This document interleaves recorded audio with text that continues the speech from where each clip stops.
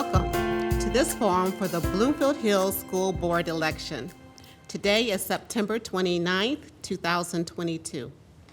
This forum will be featuring the 10 candidates who have filed for the Bloomfield Hills School Board Vote for a 4-year term. The League of Women Voters Oakland area is the sponsor of this forum. I am Dr. Cheryl Mitchell-Terrio, a member of the League of Women Voters. I am not a resident of this district. The League of Women Voters is a trusted national nonpartisan political organization. Our members do the hands-on work to safeguard democracy. While we never endorse a candidate, we are directly involved in shaping the important issues that keep our community strong. As a League of Women Voters member, I have the opportunity to contribute in a leadership role such as this one that has a great impact on local, state, and even national issues. If you are interested in learning about how you can make a similar impact, I would encourage you to pick up some of the League information available here tonight or visit our website at WLVOA.org. The League of Women Voters does not endorse any candidate or political party. Views expressed in this forum are those of the candidates, and the sponsors take no responsibility. The format for this forum has been established by the League of Women Voters. We ask that the audience remain silent during the forum. Please turn off all cell phones. We ask that candidates answer the question with their views only and not interrupt another candidate. The questions are asked to all candidates and do not single out any one candidate. All candidates will be answering questions submitted by the audience and screened for duplication and appropriateness by Susan Sherman Hall and Jerry Rentschler. Our pages are Maureen Christensen, Maria Woolison, and a volunteer from the Birmingham Junior League. Could you raise your hands, pages? And they will be circulating with paper and pencils for your questions. Please turn your questions into the pages. The format is as follows. All candidates will be given 1 minute for opening statements in alphabetical order. Closing statements will be 1 minute in reverse order. Candidates will have 1 minute to answer each question in rotation, unless extended by the moderator. All candidates will be allowed equal time to answer questions. Our timer is Terry Benjamin. The candidates are Jim Baker, Lindsay G. Baker, Sadeep Chadha, Tariq Falah, Nicholas Haugen, Megan M. Hill, Paul Colin, Harris Inge, Carolyn Noble, Lauren Wilson. We will begin the 1 minute opening statement with Mr. Baker. Good evening and thank you. And thank you to the League of Women Voters, Oakland, for inviting us here this evening. I do want to take one opportunity to clarify one thing. Lindsay Baker and I are not related in any way, so that's a question I've been getting from the community quite a bit. A little bit about me and why I'm running. I'm running because I believe in service. My entire life has been committed to service. I have 3 children in the district, 2 ninth graders, twin ninth graders, and a 7th grader. I'm originally from northern Michigan, a small town called Rogers City. I'm the youngest of 8. After high school, I joined the Marines. I've deployed twice in the Marines. Went to Michigan State after the Marine Corps, moved to Australia for a couple years, and then I worked with youth at risk in Chicago. I'm a local attorney practicing employment law, and I'm a living kidney donor, and I see that my time is coming to a stop, so thank you. Ms. Baker. Hi everyone, my name is Lindsay Baker. I'm a mother of 4 children who've been in the district all since kindergarten, and they're currently at the high school, middle school, and elementary school levels now. I have a bachelor's degree in economics from Princeton University, a master's and doctorate in economics from the University of Michigan. I work as a professional economist in the automotive industry now. I see this as a great opportunity for our district for positive change as we're undergoing construction and reconfiguration of the district. And I think filling these 4 board seats with professionals who are focused on education first is critical to the success of our district going forward following this transition. I'm a data-driven individual, formally trained to research and problem solve, and I feel like my educational background, professional experience, and parental involvement will bring a unique and valuable perspective to the board. Thank you. Good evening. My name is Sandeep Chadha. I would like to first thank the League of Women Voters for this opportunity to speak in front of you, and also for the audience have taken the time to listen. I went to the University of Michigan with a bachelor's degree in biopsychology, and then went on to do research in neuroscience at Michigan State University. My interest in teaching and research began with my high school AP biology teacher, who instilled confidence in their students and set high expectations for them. I have 2 boys, one just graduated from the Bloomfield Hill Schools, and one that's a freshman. I feel there's 3 important issues right now in the district. One is teacher recruitment, retention, and recognition, student safety and mental health, and diversity.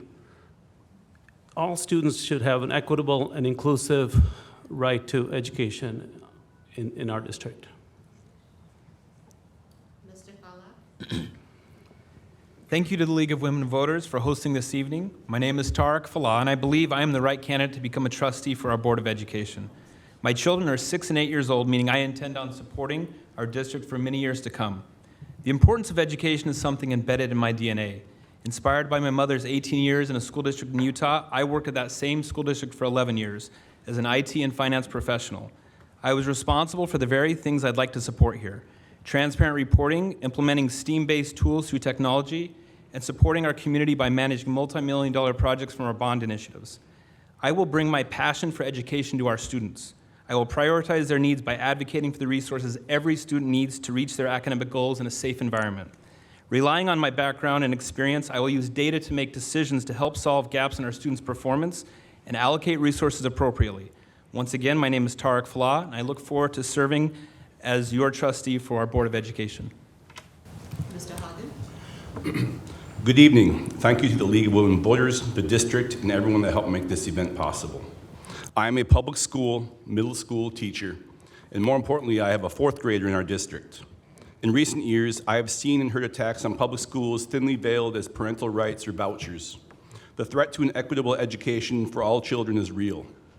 Every child deserves the opportunity to dream, plan, work, and build a future for themselves, and I will fight for all children to do so.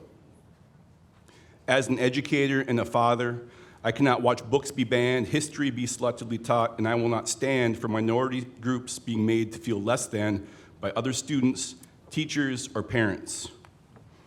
Every student that walks through our school's doors should feel safe. Vote for me on November 8th. Thank you. Good evening. My name is Megan Hill, and I have been a resident of the Bloomfield Hills School District for the past 9 years. My direct experience with the district began when my husband and I sent our youngest daughter through the Bloom in Preschools program. She now attends one of the elementary schools in the district.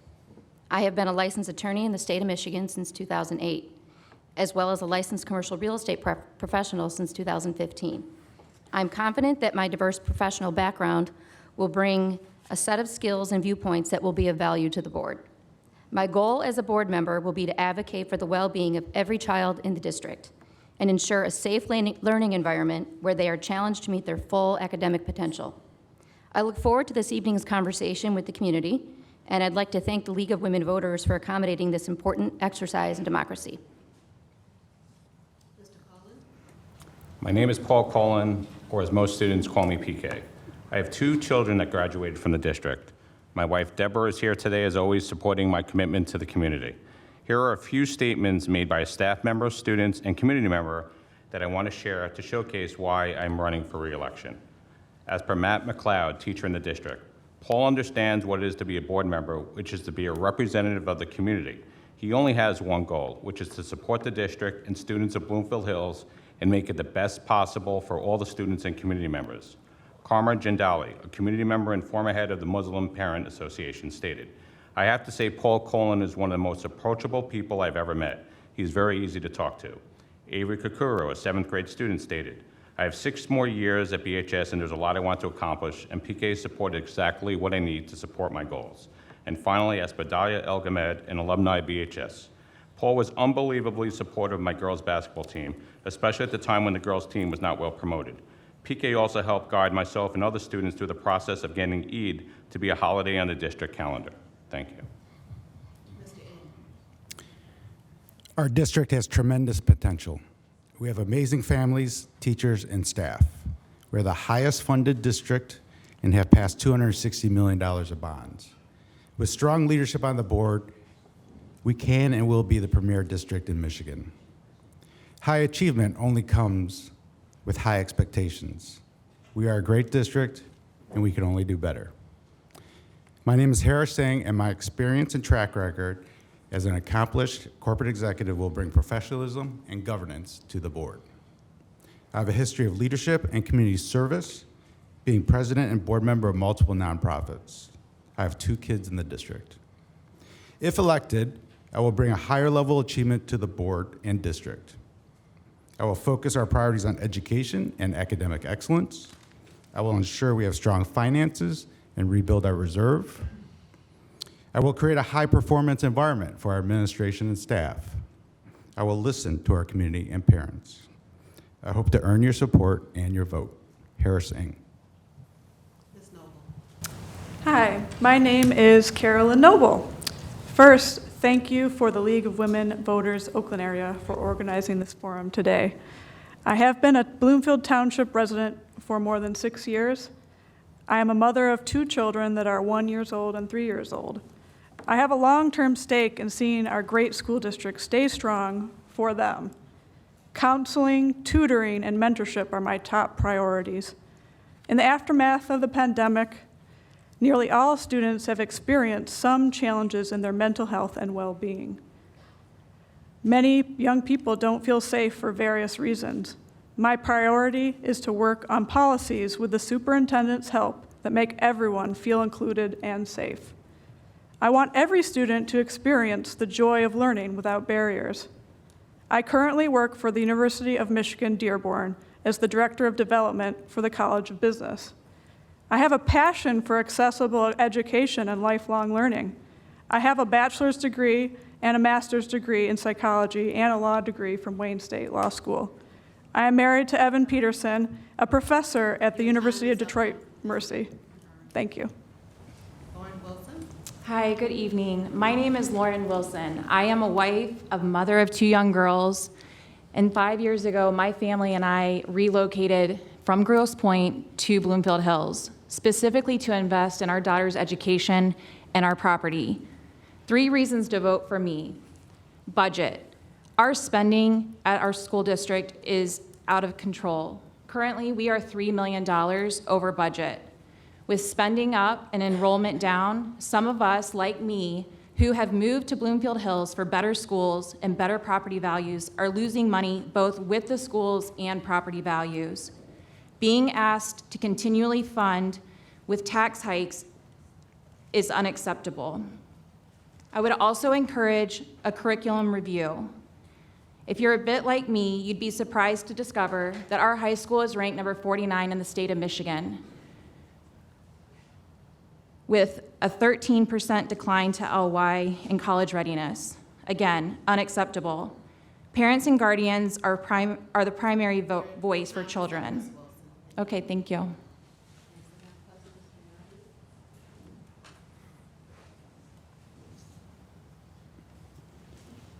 And we'll start with Ms. Baker.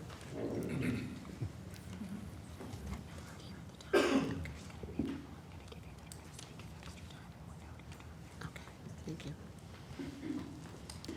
Our district has a $3 million deficit last year. How will you manage the finances as a board member? So I am a very fiscally responsible person. Will take the overview of the budget very seriously. Given the $3 million deficit, I think we need to take a close look at our spending and make sure that it is geared toward educational outcomes and things that affect educational outcomes.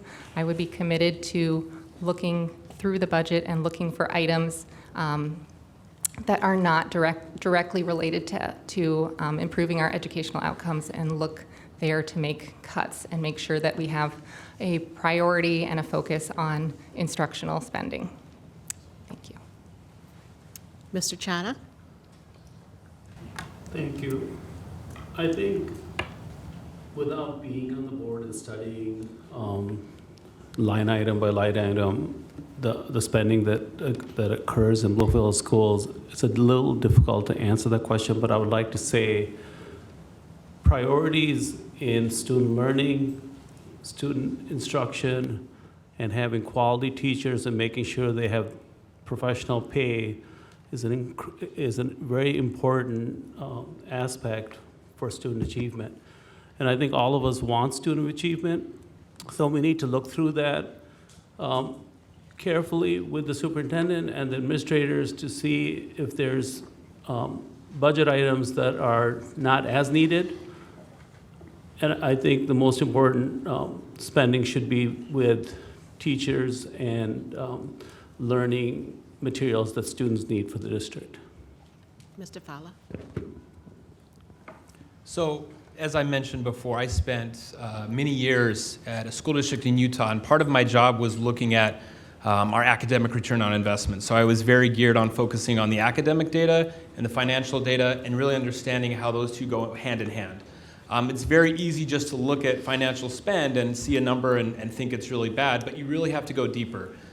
So for me, what I would do is start to ask more questions, which is, we have a talented team of financial professionals that work in our district. We have an engaged community. They're there. They have all of the data we need. We just need to ask the right questions and have the people that are committed to delivering that data in a way we can understand it. The second most important thing is that we need to be transparent. We need to always talk about what we're doing. Whenever we have meetings, whenever we have reports, we have to share.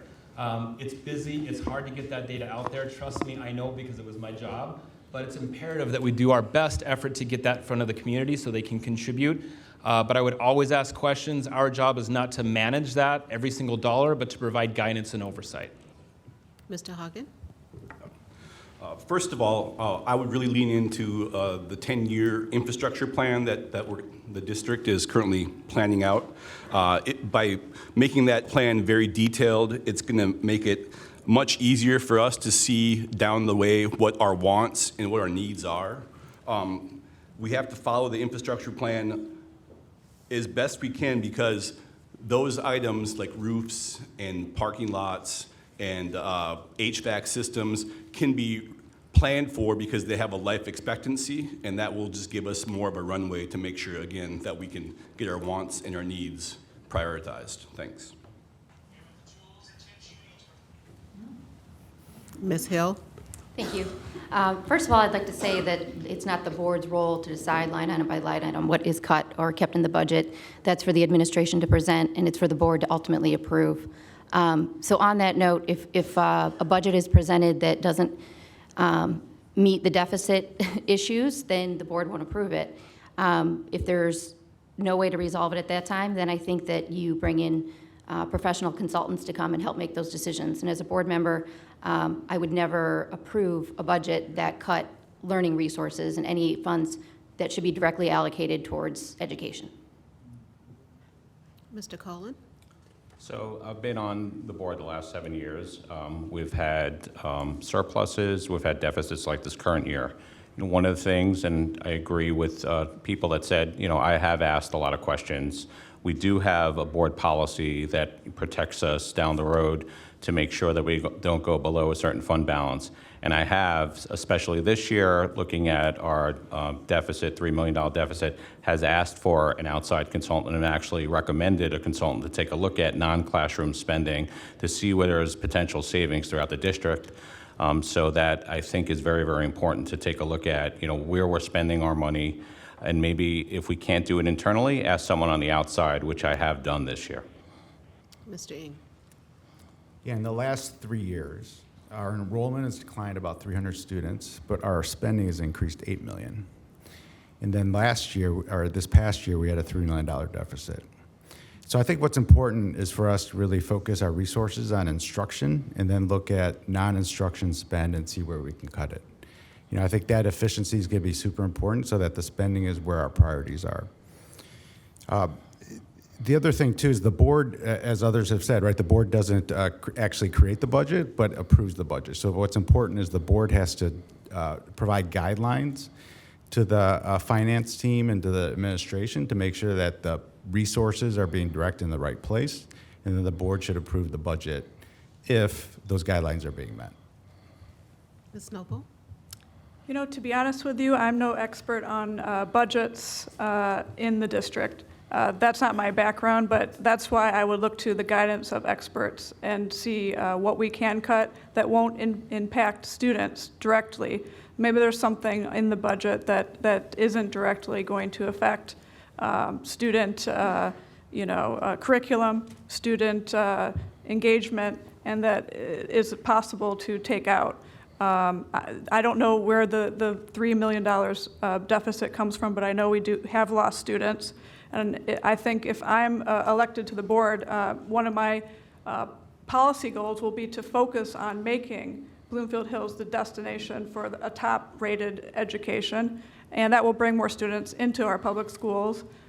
We have lost around 100 students in the last year, and we can get those students back. We have a great place to live and school system.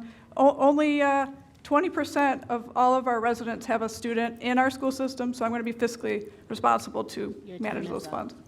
Thank you. Ms. Wilson? Okay, I would like to start with a transparent audit so that we can understand where this money has gone.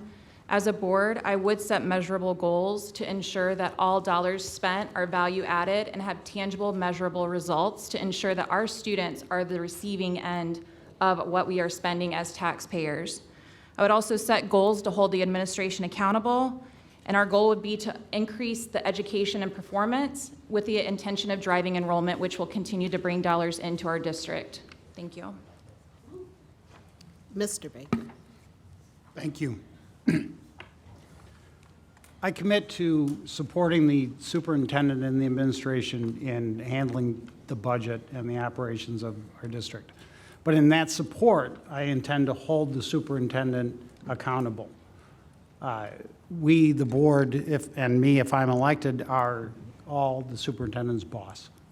So we need to hold the superintendent accountable for how money is spent, where money is being spent. We need to look at redundant spending, eliminate redundant spending.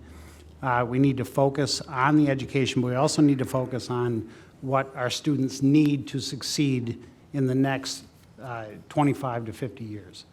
And that is listening to our students, listening to our teachers, listening to our parents, listening to the administration, and then, if necessary, looking at outside resources to come in and guide us once we gather that information. Thank you. Our next question will start with Mr. Chada. What role do you feel parents should play in determining curriculum? Do you feel all core subjects are given equal priority throughout K through 12 classrooms? Mr. Chada? Could you just repeat that question about the core? I missed a little bit of that. Do you feel all core subjects are given equal priority throughout K-12 classrooms? Parents play an incredible role in the success of students in Bloomfield. So I think that's one of the reasons our students do well, because of the commitment of parents. And parents have a right to raise their kids the way they want them to, and to teach them the values that they are fit to have in their home. However, I feel parents cannot interject themselves into professional lives of a curriculum coordinator or a superintendent or paid members of the school district. It's similar to a physician. Parents can't walk into a physician's office and say how that physician should treat a patient. So in saying that, as far as the core curriculum, I think there is equal weight given currently to different core subjects in Bloomfield Hill Schools. Your time is up, Mr. Chatter. Thank you. Thank you. Mr. Fala? In terms of parental involvement, I think it's absolutely critical. It's not a nice to have in public education, it's absolutely imperative. Students are only as successful as their parents are involved in their lives, and that includes education. Research continuously will show that the best students, the students that perform the best, the students that have the best academic careers, have the help of their parents being involved. So that's first and foremost, and I think we have a great community that does that. I'm proud to be a part of an elementary where I see that every single day of my life with my kids. I see we have a great community. In terms of core subjects, it's very difficult, and our district does a tremendous job of trying to give equal weight as much as possible. There's a huge demand in terms of time in our day. There are so many things these kids go through. If you'd like to see it, go to a classroom one day and see what these teachers have to go through, and it's admirable what they go through. I do feel our curriculum that's delivered by the state and implemented by our teachers is done very well, and we do give an equal weight to everything to the extent we're allowed to with our children. Mr. Hagen? First off, the curriculum is coming state-driven. Okay, so we as a district we can we can decide on specific books and resources, but the state is what is determining our core curriculum. When it comes to parent involvement, I've been a teacher for a long time, and parent involvement is great. If a parent has an issue or some sort of strategy they'd like to add to what we're doing, or if they want to volunteer, that's awesome to have always.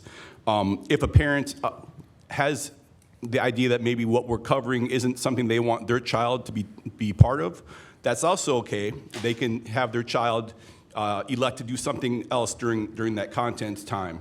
However, I would say that one parent shouldn't be able to dictate what our public schools are doing. So that's really important for me to get out there. Yeah, I guess that's all I have. Thank you. I agree that the curriculum is dictated by the state. I think that the question at a local level is how it is carried out. My understanding is that there is a committee within Bloomfield Hills made up of parents. My understanding is there's some clergy members. There is a committee that does exist in Bloomfield Hills to discuss how the curriculum is carried out. I would like to know a lot more about that, how the committee, who's in charge of the committee, who it's comprised of, how people are added on or taken off of the committee. And as long as that is a fair and equitable process, then I think that sounds adequate. In terms of the weight given to different, equal priority to different subjects, my firsthand knowledge of that extends through third grade at this moment in this district. So far, I think it does. I've heard varying feedback from the community at the middle school and high school level that some parents do have concerns that there is not equal weight given. So that's certainly an issue that should be addressed. Mr. Cullen? So yes, I agree the curriculum is dictated by the state, but one of the things that does happen that we've developed the process on through the administration is, how that curriculum gets, how textbooks get rolled out. So there's a collaborative process between teachers, there's parents on that, and there's administration looking at textbooks. So as an example, 5 years ago, we rolled out Envision Math. So there was a process to pilot it, and there was a process to roll that out. Now, one of the things I think we can do a better job improving is getting survey data on some of the curriculum material, some of the textbook material that we've rolled out.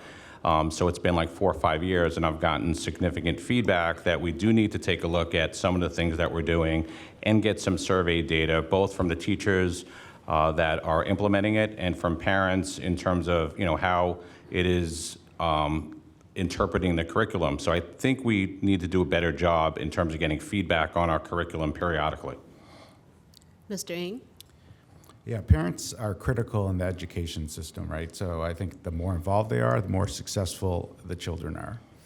And if you look at the revised school code, actually also dictates kind of the parent involvement and the parent direction as part of that. So from the state level, we also have that guidance. Our district has tremendous parent support for the kids, and I think it should continue. It makes our district something special, and I think that's something that we should be proud of. If we look at the core classes, ELA and math, I think especially kind of K through 9 should be equal weight. As you get into the high school, right, that's when the children start finding their path. And I think that's where they'll start differentiating themselves, one path versus the other in terms of different careers. Ms. Noble. Well, I'm going to be transparent with you all because that's my policy, and I really don't have experience with K through 12 curriculum and don't know about it in depth. I know the state does dictate most of the curriculum, and we can listen to the superintendent to decide, and educational experts to decide what's appropriate for all students. My take on and policy on curriculum is to think of all students when deciding what the superintendent lays out for us to decide about. I'm going to listen to, what is right for all students. So that's what you can count on with me when you vote for Carolyn Noble. Ms. Wilson. Okay, great. So it might surprise you to realize that over 25% of our third graders are not proficient at reading in Bloomfield Hills schools. So that's a pivotal measurement because that measures the trajectory of children's further education through high school. When children aren't proficient at reading at that grade, they have a higher dropout rate. I think we should focus on reading. I think we should focus on math. I think we should focus on writing at that young, tender age. I think that when we had a curriculum shift, I believe it was 2014-15, we carried upwards of 30+% of non-proficiency with children at that time. Children went home for COVID. It actually improved, went down to 22%. Now we're back up to 25. I want to see us focus on teaching kids to read. Mr. Baker. Thank you. I am an information hound, and I intend as a board member to provide information to the public. Parents, families, students need to know what is being taught and what isn't being taught. The truth needs to be told. What I appreciate about this district is we have a tremendous parental support and family support. I do not hear the same things in this district that I hear of other districts, and I'm proud of that. But I'm hearing things coming into our district from other districts that I'm going to put it bluntly, scare the hell out of me. We need to focus on what our children are learning and not the fears of what they might be learning when that information does not exist. Our curriculum is set by the state. It's implemented by the school district. We need to support our superintendent and our administration and our teachers to teach our students, not get caught up in what is and isn't being taught. The information, I intend to be a font of information to parents, and I'm going to encourage the board to not only meet with parents and families in the boardroom, but out in the community as well. And I appreciate that time. Thank you. Ms. Baker. I think one of the great things about our community is how active and engaged the families and the parents are. I think that's a huge benefit to children, a huge benefit to our district, and I think we should actively encourage that involvement. There should be parental involvement. It should be a partnership between parents and teachers, and I think the more we work together, the better the outcomes for the students. I think one of the crucial things is that we're transparent about the curriculum, how the curriculum's set. As everybody has mentioned, the state dictates the curriculum, but the board and the administration set the choices within that curriculum, those curriculum standards, and I think it's important that we're transparent with the community about how that's set, who's involved in setting it. I know as Paul mentioned, I think that we have a committee that's involved in that, and parents are part of that committee, and I think we need to make the community aware of that so we can get more parents involved and have, even more involvement. The next question will begin with Mr. Fala. Bloomfield Hills has lost a significant number of families over the last several years. What are your beliefs as to why, and how will you improve this if you are on the board? Yeah, I think if you look at the data, there is a downward trend. It's available. You can see over the last few years we have lost students. In the most recent school year, we lost roughly 100 students. So it's happening. And what are the sources for that? There's a lot. COVID certainly brought about a lot of change. There was loss there. There's loss to private. There's all kinds of loss happening. I think what's important now is to find out what we can do to position Bloomfield Hills Schools as being a premier district that people recognize. People can understand that what's in our DNA is all about academic success for all of our students, about creating a safe environment for all students to learn, having a board that supports all of our students in our school district. If we can get to that, we can focus on how we restore Bloomfield to being a district that people look at and recognize as being a leader. So there's many causes for it. I don't think anybody can explain overall what has caused every single one of those. I know we do surveys with our families to try to find out what's happened, but what we need to focus on now is how we can improve going forward.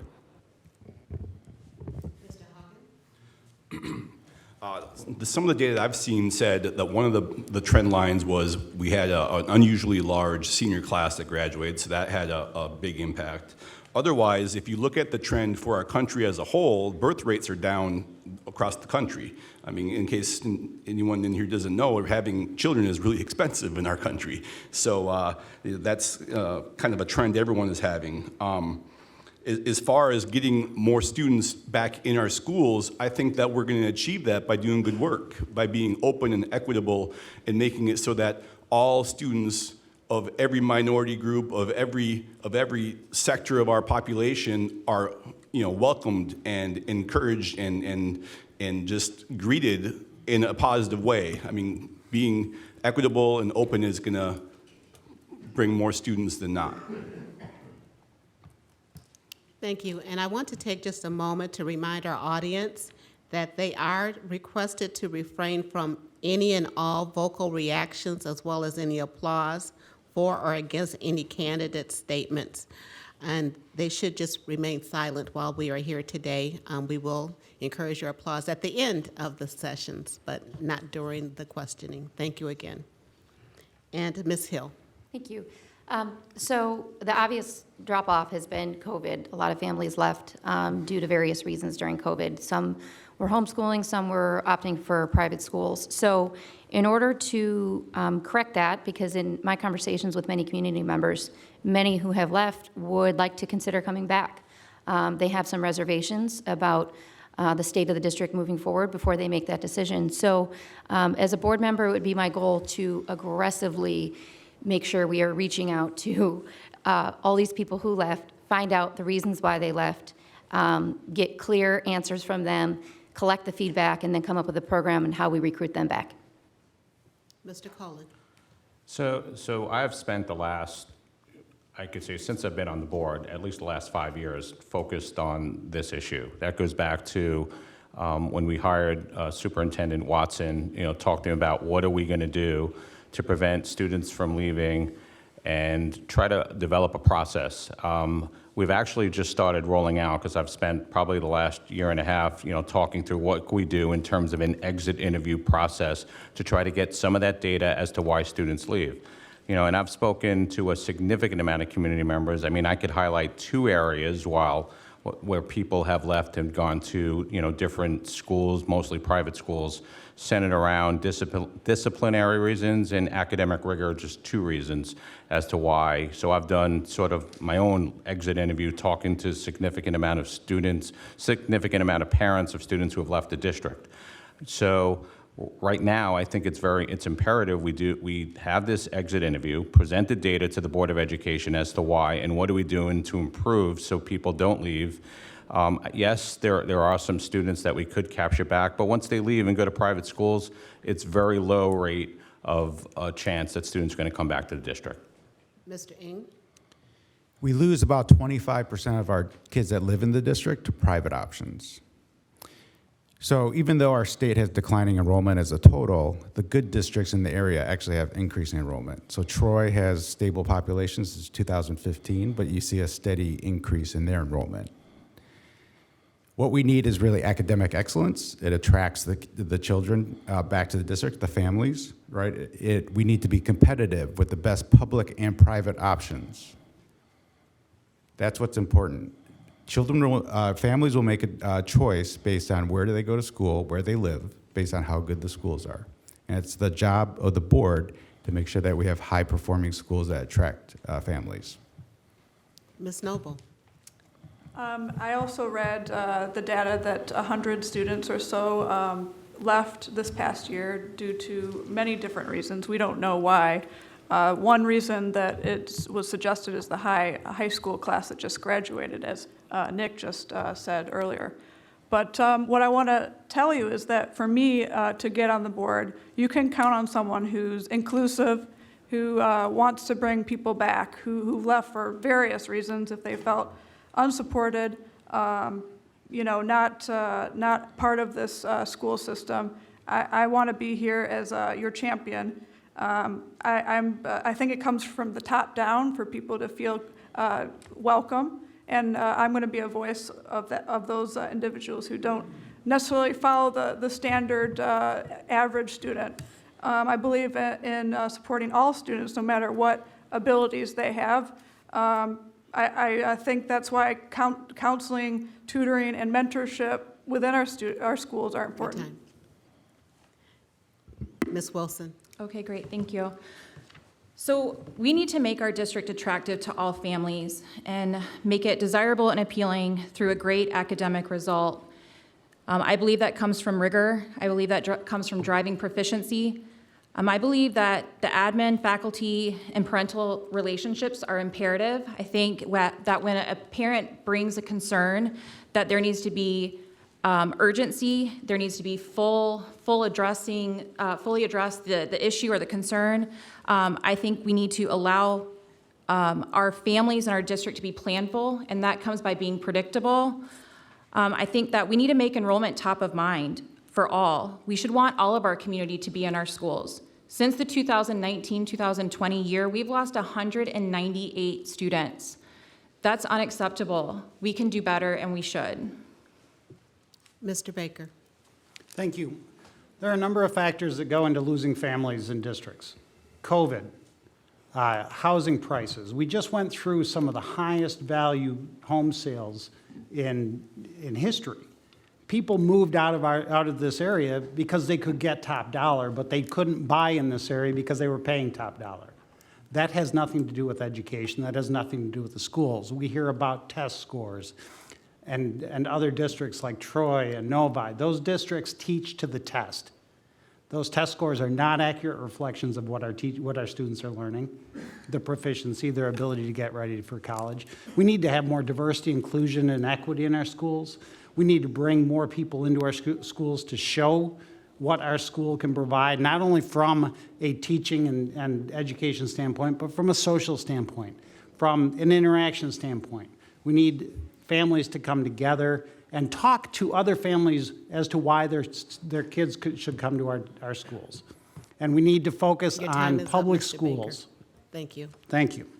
Ms. Baker. Thank you. I think there's, a number of hypotheses about why we've lost these students. There's, a myriad of reasons, COVID likely being one of them.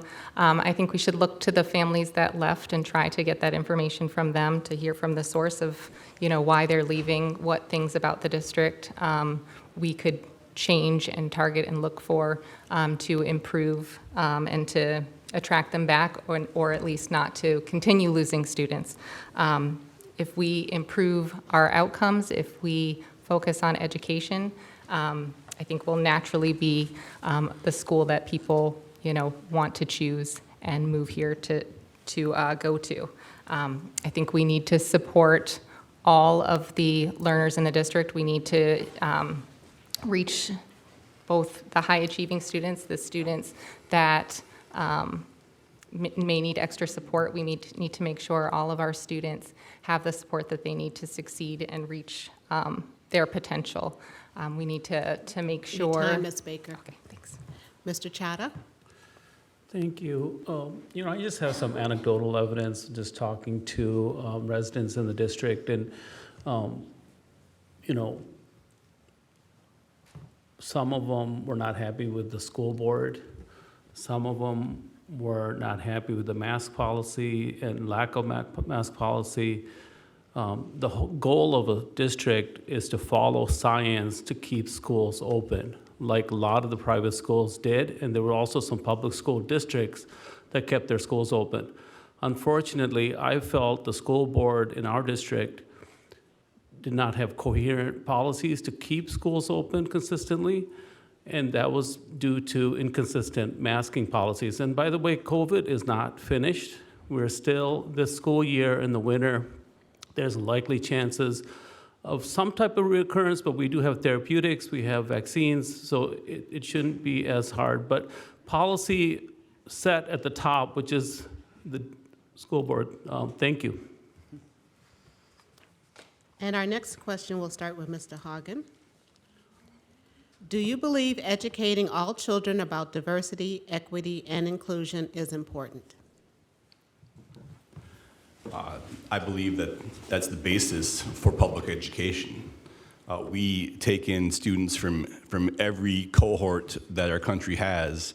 Some have lots of resources, some have no resources at their houses, and our job is to set them up for success. Some of them come in and they get breakfast before they start their day. Some of them come in and they get tutoring before they start their day. So that DEI, diversity, equity, it's the basis for public education. We have to meet our students where they are.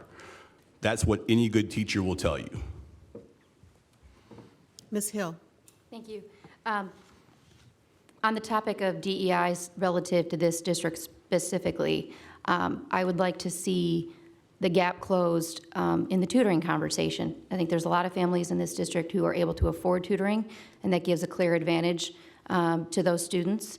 And then the children in the district whose families can't afford tutoring, or their parents aren't capable of helping them with their lessons, they clearly fall behind. So in order to make that equitable and make education equal for everybody in this district, I think our district should rigorously look at policies or ideas on how we can supplement tutoring with children whose families don't have the means for it. Mr. Cullen? I think it's important to make sure we present an environment to keep all of our students safe, make sure all of our students have an opportunity to have the same chance at achieving student success as others. One of the issues that I've definitely noticed that's been brought up is the tutoring. Students who don't have the wherewithal to get the tutoring are at an extreme disadvantage for those who have the wherewithal to get the tutoring. And I also think there's a significant amount of students, that go into our buildings, don't feel safe for one reason or another.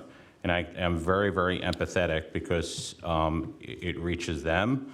Right now, there's a significant issue going on social media, bullying that's going on that, has reached to a point where students, and I had a student myself that didn't feel safe going into the building and wanted to remain home. And I can be empathetic because right now, I'm going through an aspect of social media bullying. Time, Mr. Cullen. So I can be very empathetic about keeping kids safe. Mr. Ng? I was born in the U.S., but to immigrant parents that had no high school education. When I entered kindergarten, I couldn't speak English. What I do know is that through public schools, and with all the diversity and equity that we had in our schools based on the immigrant population that we had, I was able to succeed with a tremendous education and be here in Bloomfield. The life I live today is very different than the life I grew up in. Public school education, a strong public school education, is the greatest equalizer in America. Ms. Noble? Well, I think it's imperative that the board strives to make policies with every student in mind, and I think it's important that the board has diverse candidates representing the district as well. What I bring to the table is that I have 2 really young children who are going to be here a very long time, 17 years to be exact. And all that aside, I think it's important to make every student feel safe, and that any act of another student be taken seriously if it's against someone's well-being and feeling of included in that school district. But I also agree that public education is there so every student, no matter what kind of ability they have, can get educated and find out what they want to do in life. That's the point of public education, and that's why I believe in it deeply. I've gone to private school, and I don't think you get anything different. Time. Ms. Noble. Thank you. Ms. Wilson. I believe in equality, so I believe that all children should have and deserve access to a great education, a fair and unbiased education. I also believe that knowledge and education is power. I think those are things that no one can ever take away from you. In regard to DEI, I would question, what is this department doing to increase results, and what are they? If they can't provide tangible, actionable results, what's our return on our investment? Are we seeing decreased mental health cases? How many children are attending counseling? Is that number declining? Are we seeing a decrease in bullying incidents? I think that begs to consider our policies and our procedures. Are those clear? Are our administration holding our students, our teachers, and our faculty to those policies and procedures? Are we addressing those issues when they become apparent? I think that's where we should start and consider what we're paying for. Mr. Baker. Thank you. And I'll reiterate what was spoken already. Diversity, equity, and inclusion is the key to public education. But it can't be a top-down policy delivered from the board down to through the superintendent down onto the teachers and educators and students. We need to work from the bottom up. We need to talk to the students. We need to talk to the parents. We need to talk to families. We need to find out what the problems are. We need to open our ears and listen so we can implement those policies. We came out of COVID, we came out of the lockdown with some serious mental health problems in our kids. And I've heard so many people talk about, well, we're just going to write off that year.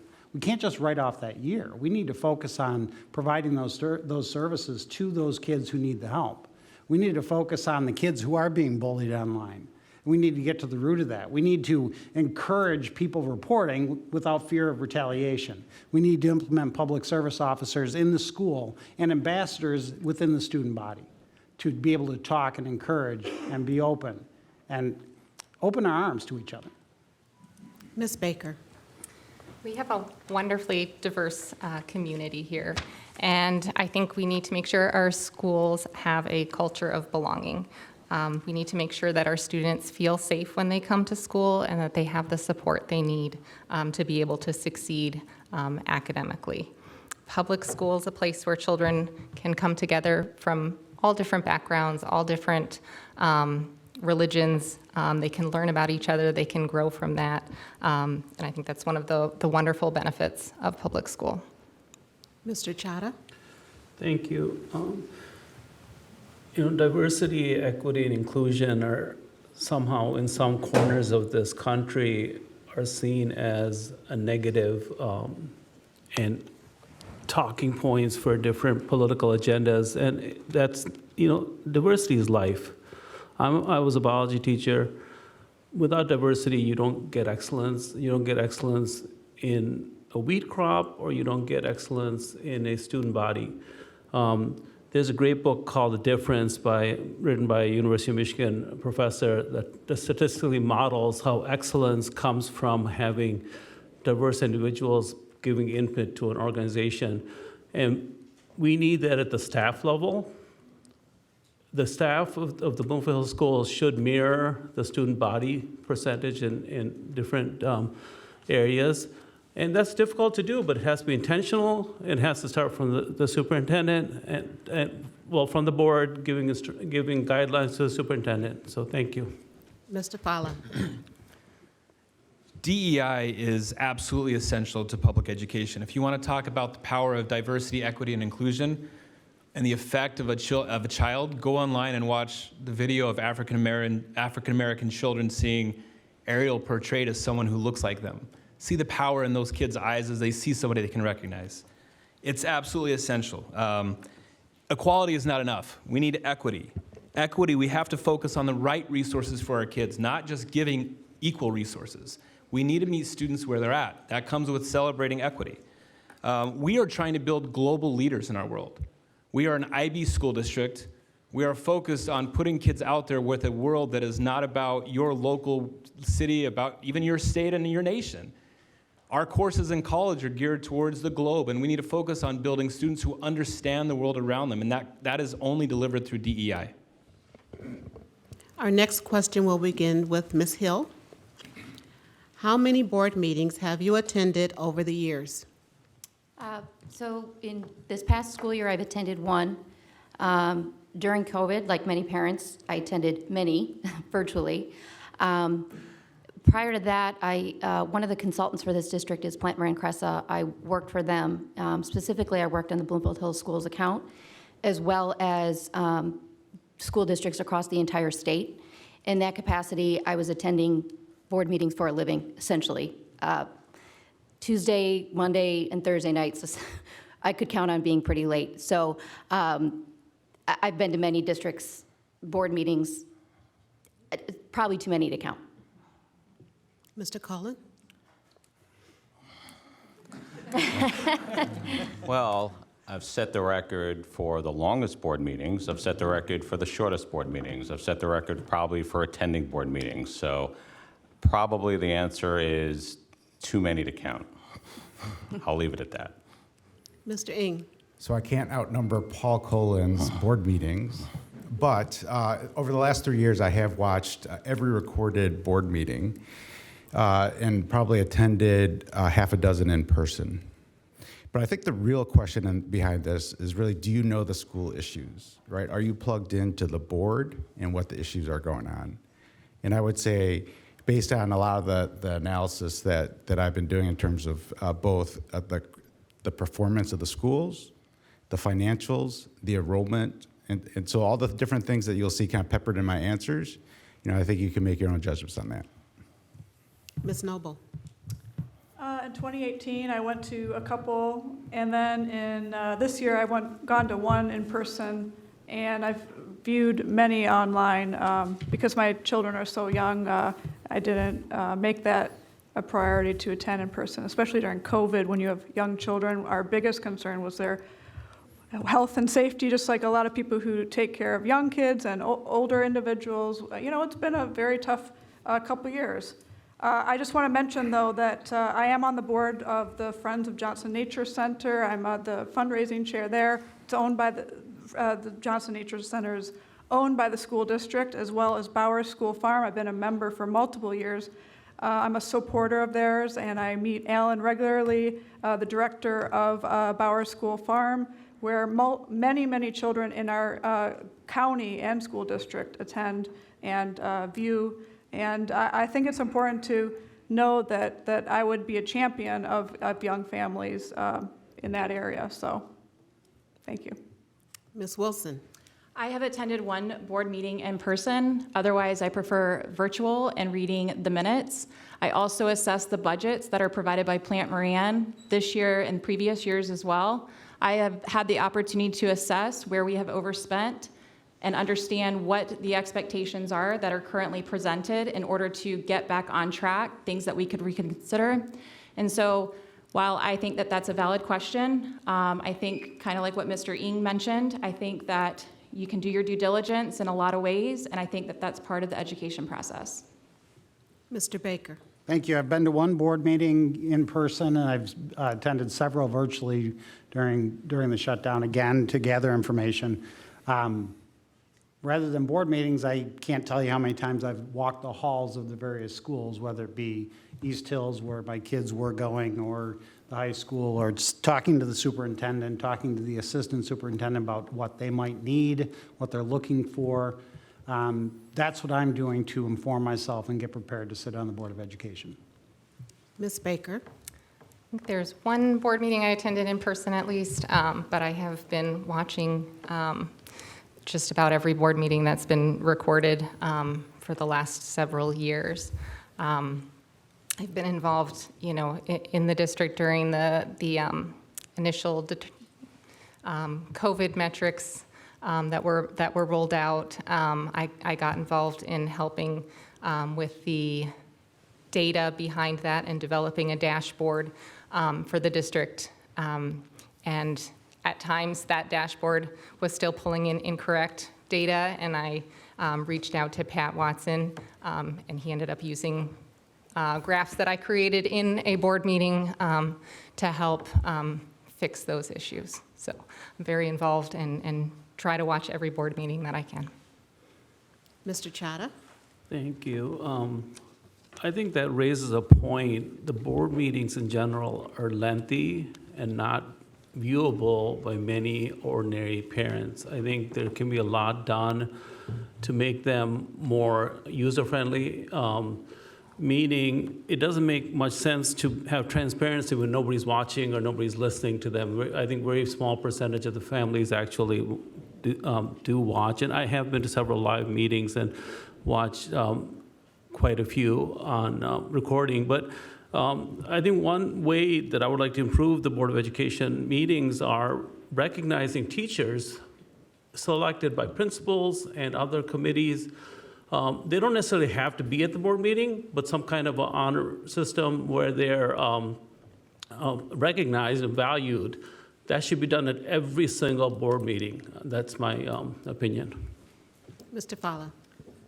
I've attended, I want to say, 5 board meetings this year in person, but actually more importantly than the board meetings themselves are the study sessions.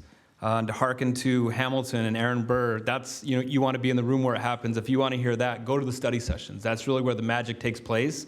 That's really where the board is engaged. They're talking a lot about all of the different things that are going to be presented in the board meeting. So I've gone to 6 of those study sessions this year and taken a lot of time to learn about what's happening. But more importantly than that even is what I'm doing after, which is following up. Talking to Superintendent Watson, talking to district professionals, to teachers, to other community members, finding out their thoughts on what happened, what went right, what their thoughts. And the last board meeting I had 4 pages of notes.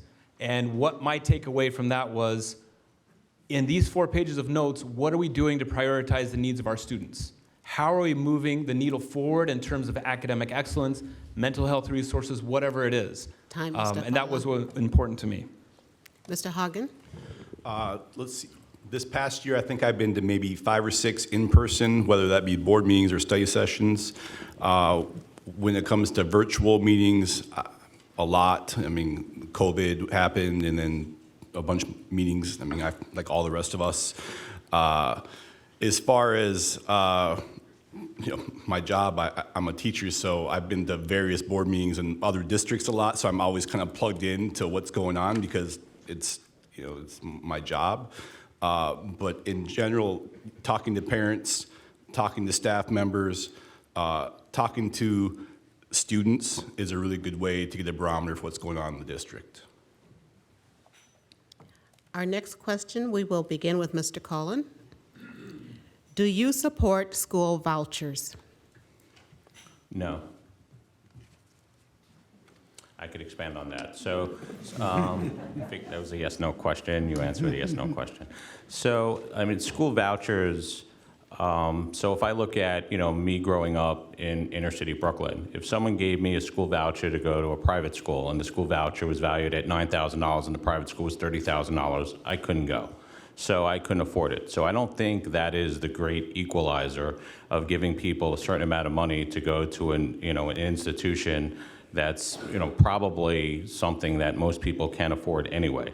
I think what we need to focus on is ways to improve public education, for all students, so students don't feel the need, as we talked about earlier, to leave and go to another institution. I think it's very, very important that we focused on what we can do to fix and make public education better for all of our students so people don't leave and go elsewhere. Mr. Ng? Yeah, first, vouchers are not in scope for the school board, right? So that's a kind of a state-driven topic. And I think what's most important, right, in terms of the whole debate around vouchers is really we need a strong public school education system where it is competitive with private options, right? And when that happens, right, the whole question around funding becomes less important because the first choice will be public schools. And that's what we really need to do is strengthen public schools so that vouchers are not an issue. The other part is really around state funding of schools. I think strong state funding is pretty important. We are lucky in Bloomfield, right, to have actually the highest funding per pupil in the state. We need to take advantage of that and leverage that to the best of our ability and use that money efficiently. Ms. Noble? Well, I think any use of tax money for anything other than public schools is problematic. I have twin sisters who were born very premature, and when they went to public school, they needed special education.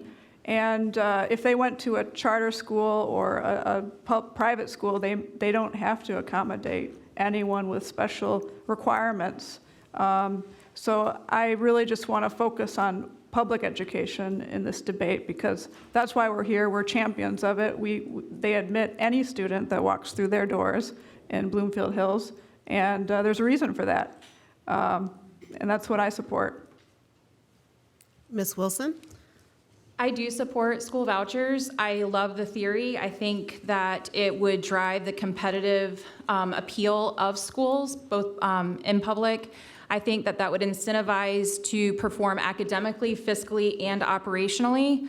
I think the downside to me personally is that I don't want any government ties to my children's funding. As we stated earlier, that the state dictates the curriculum, and I don't want to participate in that in the event that I send my child to private school.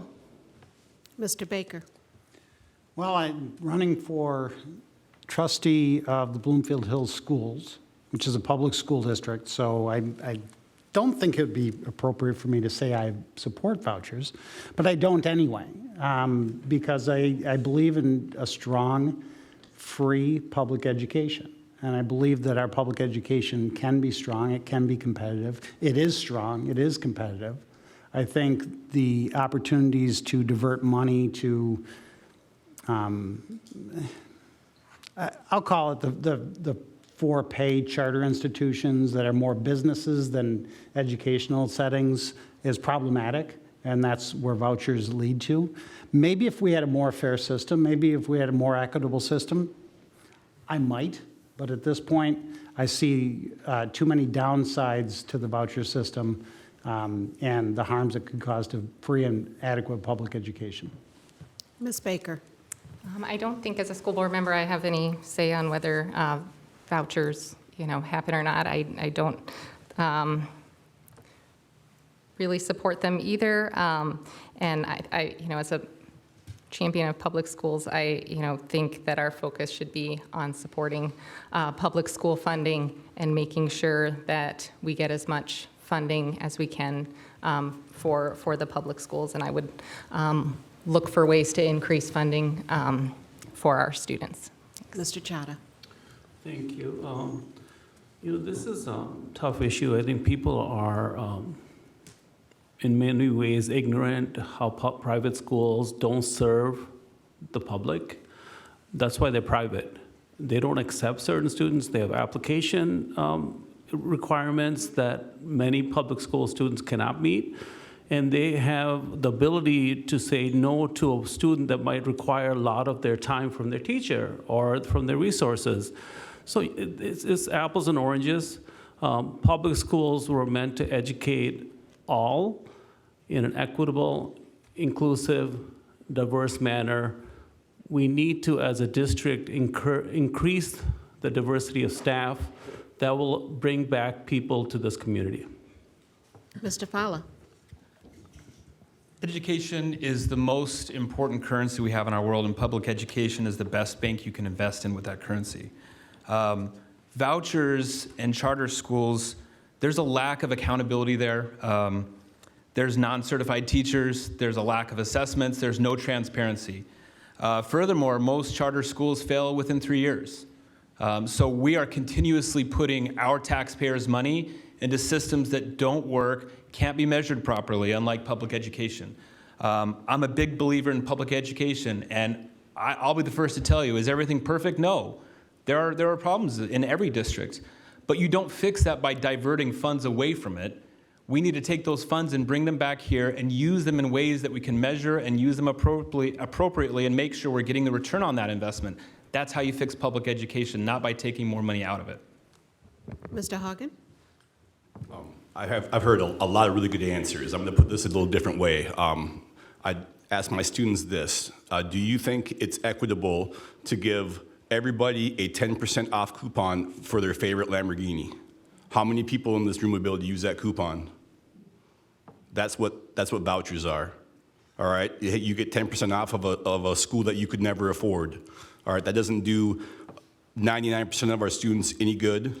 All right, it's not good for our community. It helps this very, very finite number of people at the very top of the spectrum, and it just pulls resources away from our public schools that are champions for our pupils. Sorry, and our students. All right, it's not even close to equitable when you look at what public schools do versus what private or what charter schools do. All right, I guess that's not my sign. Thank you. Ms. Hill? Thank you.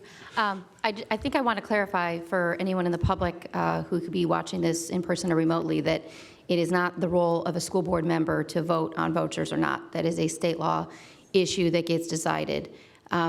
Regardless of that, of course, given this position, my children attend public school. I'm a huge advocate for public schools. Any system that deviates funds from the public schools, I would not stand for. But I just want to clarify that's not something that we as school board members would be voting on or deciding. But in my personal life, I am all for public education, the opportunities that it affords everybody, and I would like to see every resource possible dedicated towards public schools. Our next question will begin with Mr. Ng. Are there specific changes in the curriculum or other academic offering literature you would recommend the district make? So I think the question really around the curriculum, the literature, is very kind of specific that people are probably trying to get to. And I think the point I think that needs to be made, right, is as a board, right, we set policy, we have governance and accountability. And the key part of the board is to set that policy in curriculum, to set the standards in which the district should be making it. The administration actually sets the curriculum and the details in collaboration with parents, et cetera, right, and other experts, and the teachers. But it's up to the board really to measure whether or not that curriculum is doing what it's supposed to be doing. And if it's not, then we should course correct. And I think that's what's most important, is the board is at that top level, at the governance level, at the accountability level, and not really down at the detail doing the things, right? And I think if we can get a board that can drive that governance and policy, right, then we can have a kind of the proper functioning district where it's kind of Time, Mr. goal Ng. setting. Thank you. Ms. Noble? Could you repeat the question? I apologize. Are there specific changes in curriculum or other academic offering literature you would recommend the district make? Well, as a member of the board, I would consider any change as one of the board members. The board is not supposed to make specific changes, like which textbook to change, or which syllabus should be used, or which issue should be looked at. Our purpose is to look top down. We're not going to be in the weeds, as they say. So I would work with the superintendent. I'm a collaborative individual who would work with the superintendent to find the best education for our students. I would work with educational experts and the teachers on appropriate curriculum for every student, not just a few. And I think that's important to look at it in a holistic manner, and that's what I would do as a school board trustee. I would also work with the other members of the board to make sure that we all are in agreement. There is disagreement on the board, it's going to happen. But Time, Ms. Noble. Thank you. Ms. Wilson? So as I mentioned earlier, over 25% of our third graders are not able to proficiently read. So I would recommend assessing that curriculum, what we're doing there, what needs to change. I think intensive phonics could be introduced in ensuring that our children, K, 1, 2, 3 grades, have the ability to come out of that third grade measuring where they should be in terms of projecting future success. Mr. Baker? Thank you. Changes in curriculum, literature, et cetera. I'll be really blunt. We don't teach critical race theory in Bloomfield Hills, okay? I'm just going to tell you that right now. It's not taught. But history is taught, math is taught, and those are certainties. We need to teach history the way it happened because it can't be changed. History happened. It's just like math. Math doesn't lie. So no, I don't advocate changing curriculum or literature. What I do advocate is talking to people, talking to parents, informing parents and families of what we do teach. I have said it before and I'll say it again, that I advocate getting out of the boardroom and getting into the community and having roundtables, having coffee, having chats, and just listening and having respectful discourse. So that way we're all on the same page. Ms. Baker? So I think the roles reversed. I wouldn't be the one recommending a particular curriculum. That would be something the administration is recommending to the board. And so as a board member, I would listen to any presentation of a curriculum change from the administration. I would expect that the administration has talked to teachers, parents, and gotten feedback on any changes to curriculum. And I would, as a board member, set expectations for what we want the curriculum to deliver in terms of measurable outcomes for the students, and hold the administration accountable for delivering that. And additionally, making sure that any curriculum changes that we do undertake, that there's transparency and that families are informed and aware and can make their views known on any changes. Mr. Chadha? Thank you. I think specific curriculum policies and things like that have to be involving the professionals. And I think there should be committees that include students, teachers, all the stakeholders, the parents, administrators, and the board members should, as time permits, listen in on these meetings, not necessarily make specific changes, but to get a gauge of where the community is. It's important if, we're elected officials for a reason. We represent each part of this district, and as such, we need to be informed of the curriculum. We need to be informed of how it is being administered and how it can be better addressed to meet the needs of the students in a long-term fashion. Thank Mr. you. Fowler? It's not a board member's job to set curriculum. We have administrators, and most importantly, we have teachers to implement instruction with that curriculum. And I trust them. I trust everybody that's involved in the educational process. When we don't trust those professionals that have gone to school for so many years to educate our children, we erode public education. So that's absolutely critical to understand that the board does have certain obligations to help guide curriculum, but it's not our job to set it. What I can focus on is looking at how we can improve our outcomes that all of our students have when it comes to the curriculum.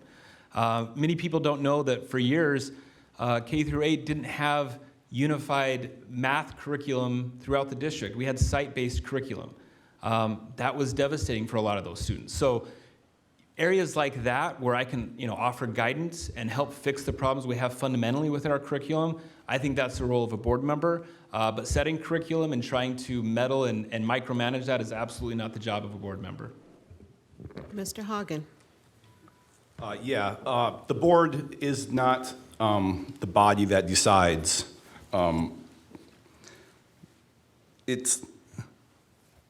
It comes to us, and then we will approve or not approve. We have district experts, teachers and staff that are very, very good at what they do, and they're the ones that are going to be handling that curriculum every single day. When you change someone's curriculum, in essence, you're kind of throwing their whole work life in turmoil because it's a big change. If you are a math teacher and you all of a sudden are told you have to do things a different way, you have hopefully a summer to prepare. Right? It's a big deal. It's not something that you should just do on a whim. So as a district, we have to be strategic about how we apply and fund and line up our curriculum. Now, as an old middle school civics teacher, I would say that I do love the idea of our students learning, civics as more of a hardcore part of their curriculum and social discourse. Time, Mr. Hagen. Thank you. Ms. Hill? Thank you. I would agree that the way Ms. Noble said it, it's not our job to get in the weeds as board members. However, there are some bigger hierarchy issues that are being decided that the board should have a say in. First of all, I think there should be complete and utter transparency in curriculum with parents. Next, I'm less interested in the conversation about what should be excluded and more interested in the conversation about what should be included.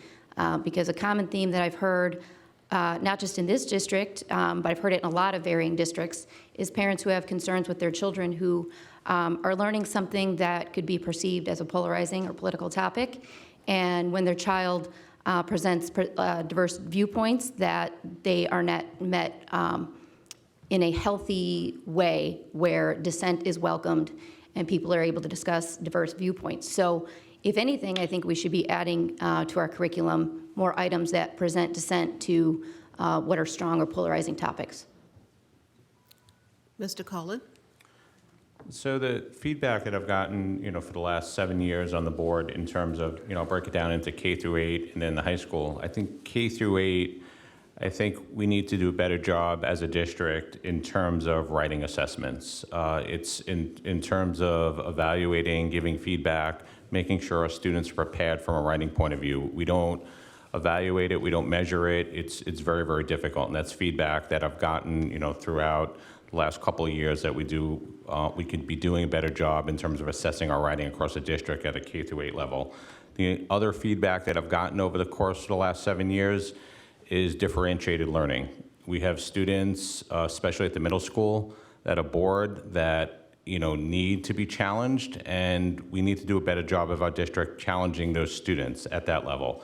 And when we get to the high school, feedback that I've gotten, again, it seems there's a significant amount of pressure for our high school students to attend college. There's a lot of great programs at OTEC. There's a lot of great things that we can be doing differently at that level as well. Our next question will begin with Ms. Noble. Have you received any donations or endorsements from any groups? If so, which groups, and why do you think they support you? Well, I'm excited to tell everyone about my campaign because I have accepted almost no money for my small campaign. So I don't, belong to any special interest groups. The reason for that is because I wanted to keep my campaign small to show that grassroots organization really is effective on the school board level. I think it's important to show that I'm just a normal citizen trying to be a part of something that I can give back to. I have gotten endorsed by the Birmingham-Bloomfield Democratic Club and also the Femmes for Dems and also the Bloomfield Hills Educational Association. The reason why I got those endorsements is because I actually applied for them. I did not apply to many groups that I didn't get any other endorsements, let's just say that, because I didn't take the time to do Time, please, Ms. that. Noble. All right. Ms. Wilson. I am proud to say that I am endorsed by several groups and several individuals, including Michigan Vaccine Choice, Save Our Kids, Michigan Save Our Kids, Get Kids Back in School PAC, and the 11th Congressional Republican Committee. I align with their values. I believe in choice. I believe that masking is an option. I believe that you decide what you put in your body in terms of vaccines, and so their values align with mine. Mr. Baker. Thank you. I've received no donations. I'm completely self-funded in this nonpartisan race for school board.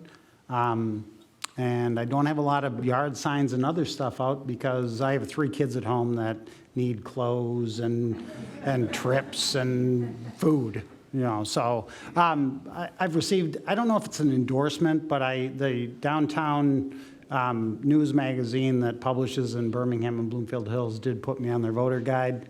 But I have not sought out other endorsements. Again, it's a nonpartisan position, and I feel if I'm going out to seek endorsements, I'm seeking a political slant, and that's not what this election's about for me. Ms. Thank you. Baker? I'm also trying to keep this as, a nonpartisan race because this is a nonpartisan position, trying to keep politics out of it.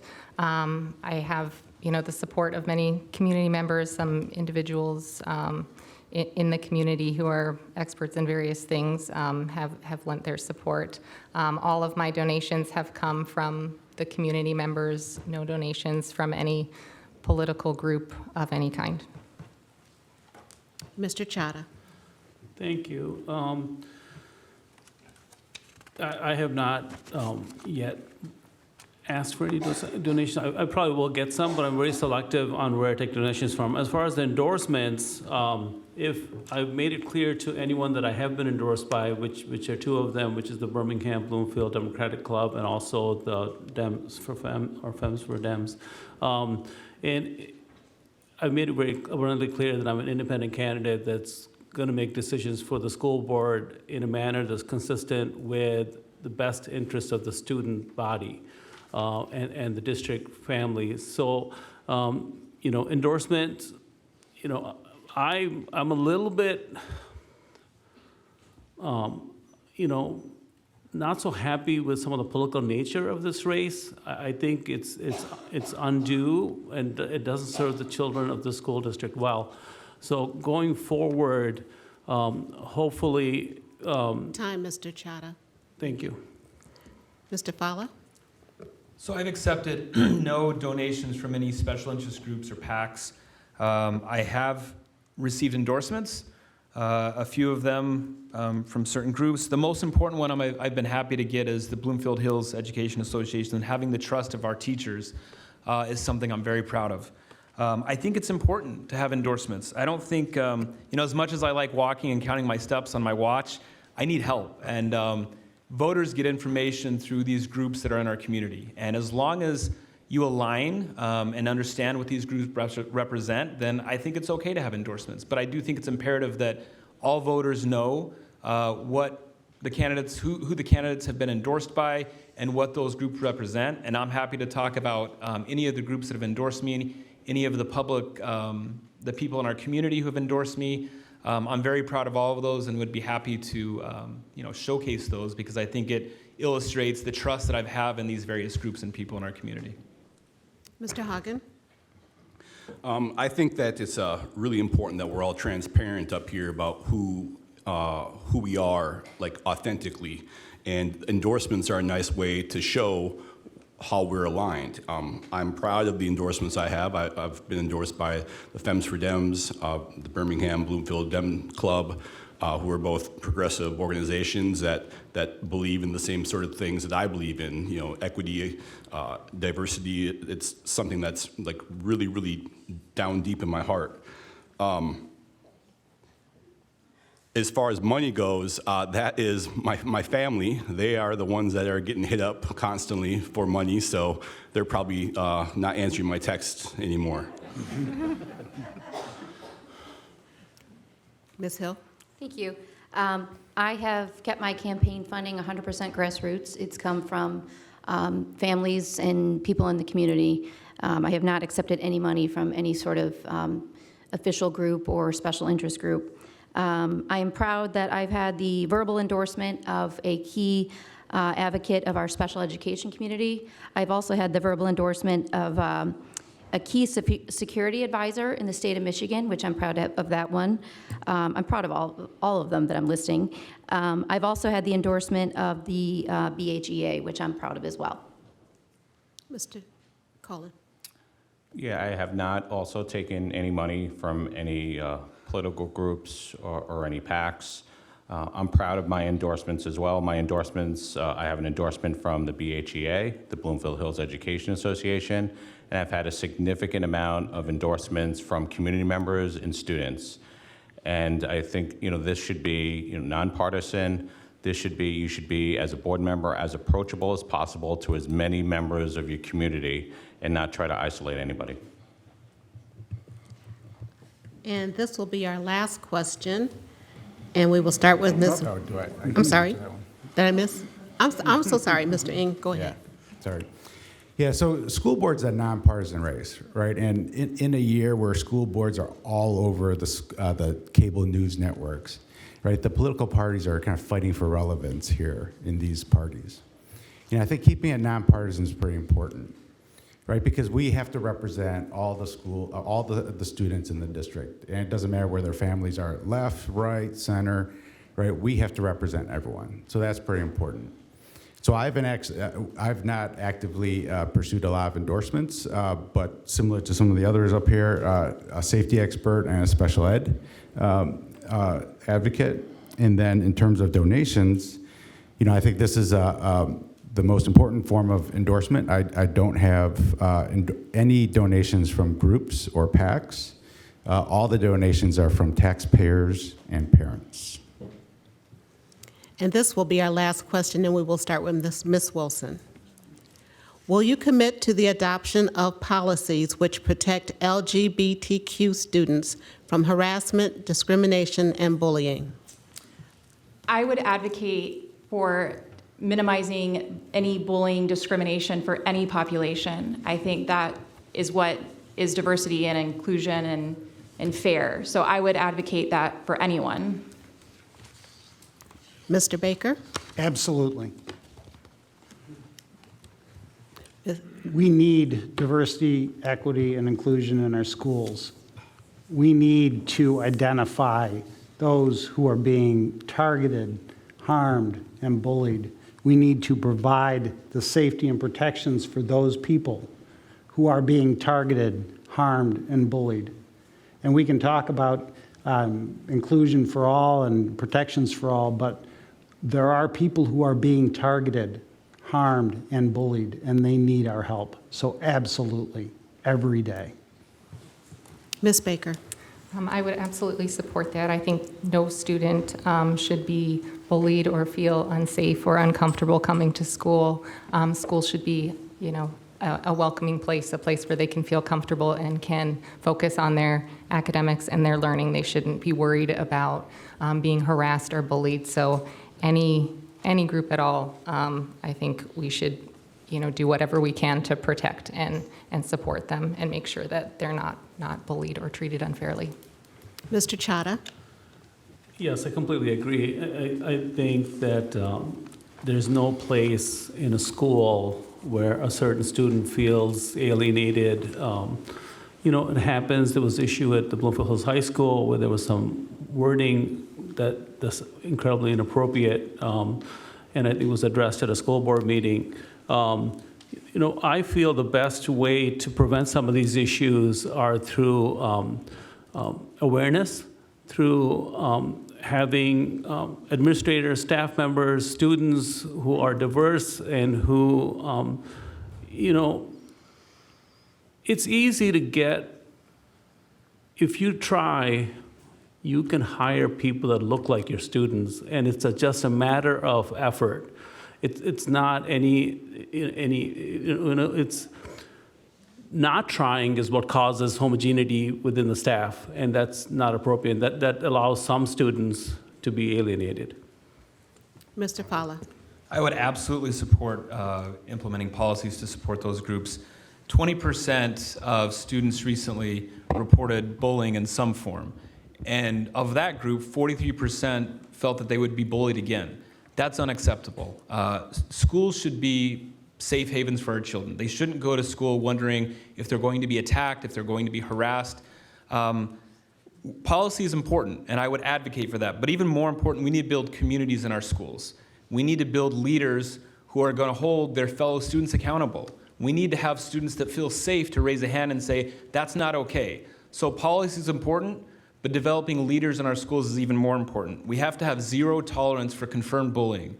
That's bottom line, period. It can't ever happen in a school, and if it does, we hold those people accountable. We don't sweep it under the rug, and we don't wait for it to happen again. We take immediate action and show that we have no acceptance for that kind of behavior in our school district.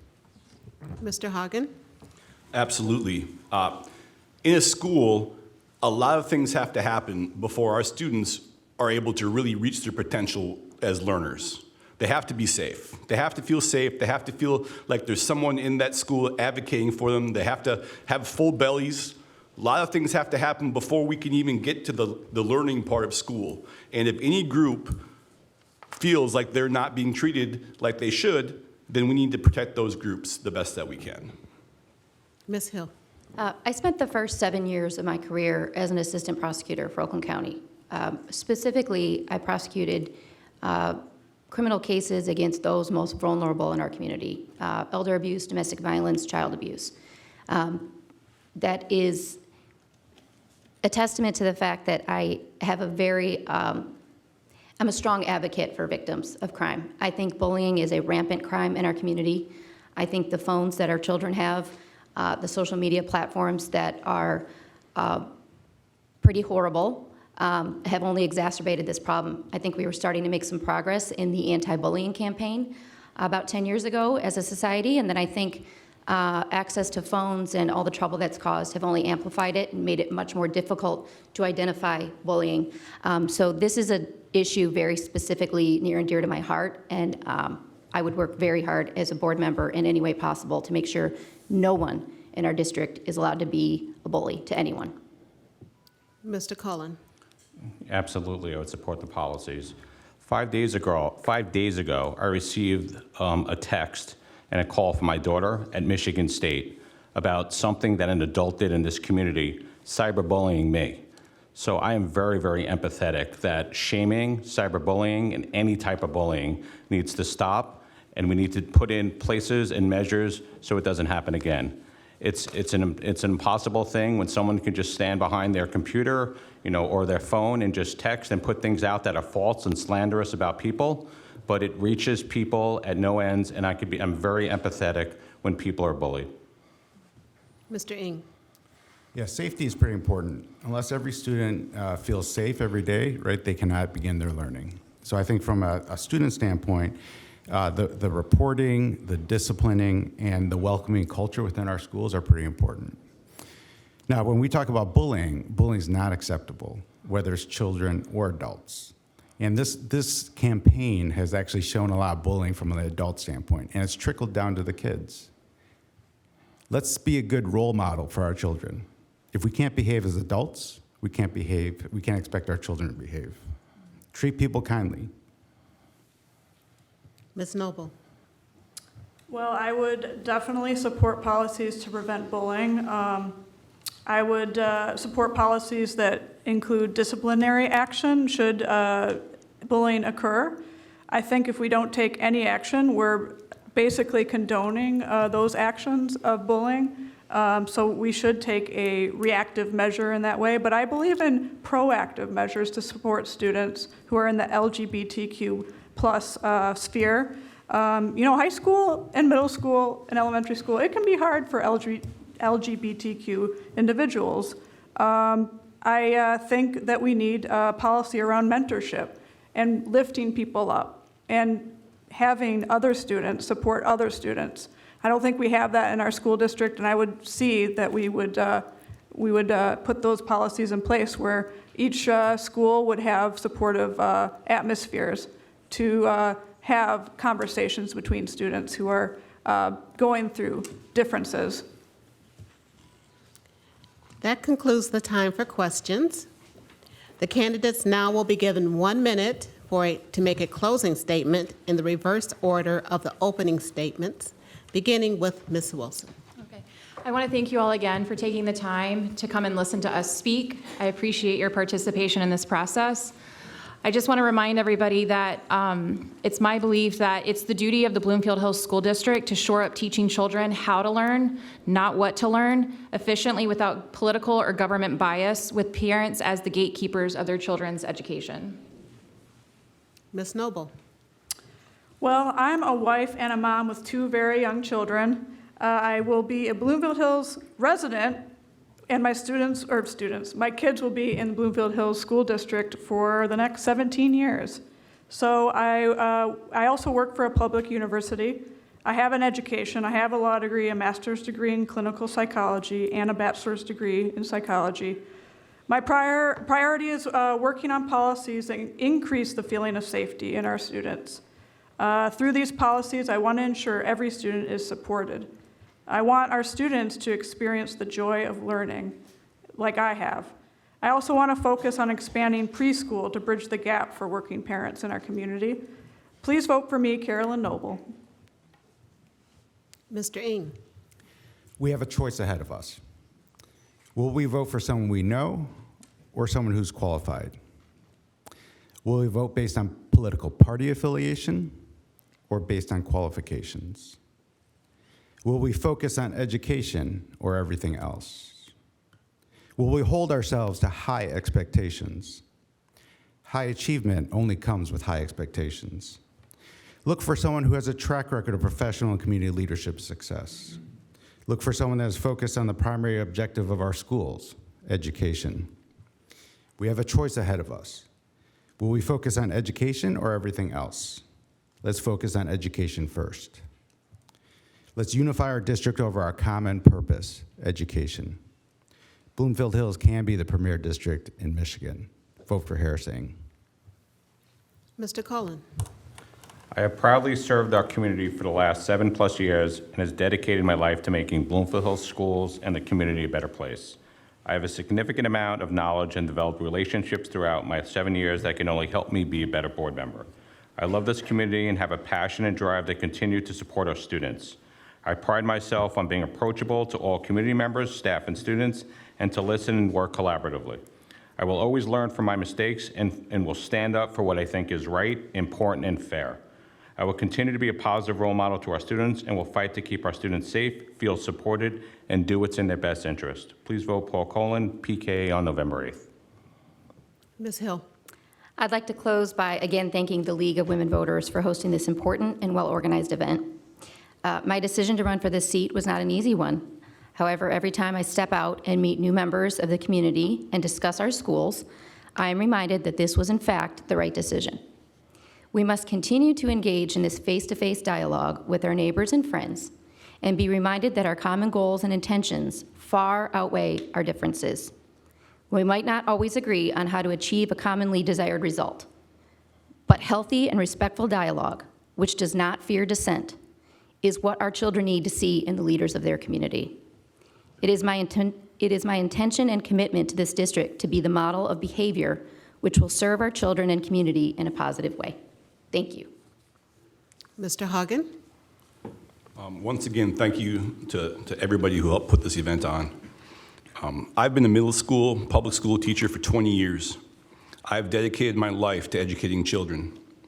I believe that public school education is the foundation upon which this country was founded and remains the greatest hope for its future. In my classroom, and I hope in every classroom, opportunity, possibility, and hope are nurtured, propelling young people to think in new ways. My years of classroom experience, coupled with my role as a parent, will lend perspective to the Board of Education.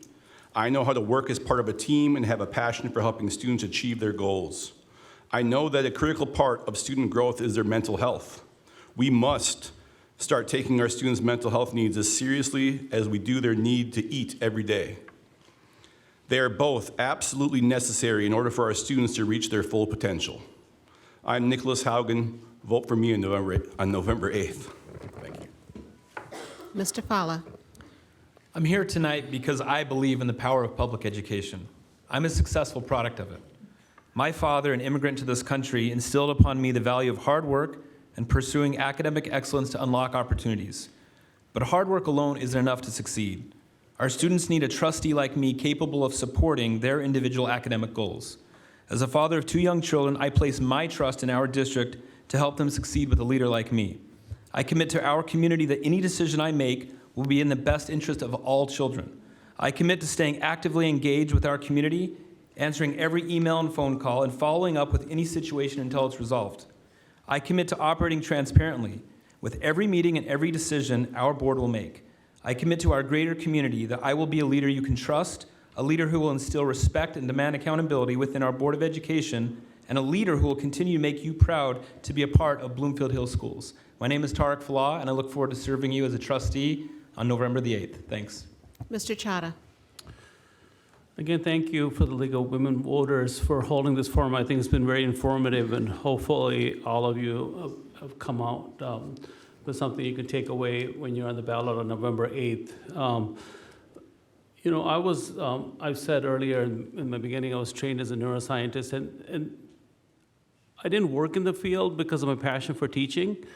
And I did publish a well-received article on brain development. And one of my reasons I did that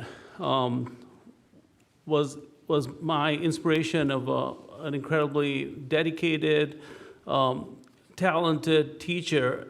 What I would like to say to all of you is, where would you be without that teacher? Where would you be without that public education? Even if you went to a private school, public school teachers are the ones that were the cornerstones of your community, and they're the ones that develop the children that you grew up with. Please vote for me. Thank you. Sandeep Chadha. Ms. Baker. Thank you to the League of Women Voters, the school district, and everyone watching. Appreciate the audience's great questions. I hope that tonight's forum gave you some insight into what I can bring to the board role. Our district has tremendous resources, both financial and in the community, of wonderful teachers and families that we're lucky to be surrounded by. With the right leadership, we have the potential to become the best district in Michigan. I put my name on the ballot to offer my time and unique perspective to serve the community. I'm Lindsay Baker, and I hope to earn your vote this November. Thank you. Mr. Baker. Thank you, and thank you all for being here. When I chose to run for school board, I chose service and leadership, and I choose to serve by supporting the superintendent and supporting the administration. I choose to lead by holding the superintendent and holding the administration accountable. We delegate authority, but the responsibility stays with the board. I choose to serve the community by listening to families, parents, and students. I choose to lead the community by engaging and encouraging positive, constructive, and respectful discourse. I've built a life of service and leadership, and I choose to serve the Bloomfield Hills Schools. I'm Jim Baker. I would appreciate your vote. The League of Women Voters would like to thank the audience, the candidates, and Bloomfield TV for making this forum possible. For future nonpartisan information on these candidates, visit vote411.org. Rebroadcast times of this forum will be on the League website, lwvoa.org. The League of Women Voters is funded by contributions from concerned businesses and citizens. Our membership is open to men and women over the age of 16. Remember to vote on November 8th. Thank you, everyone.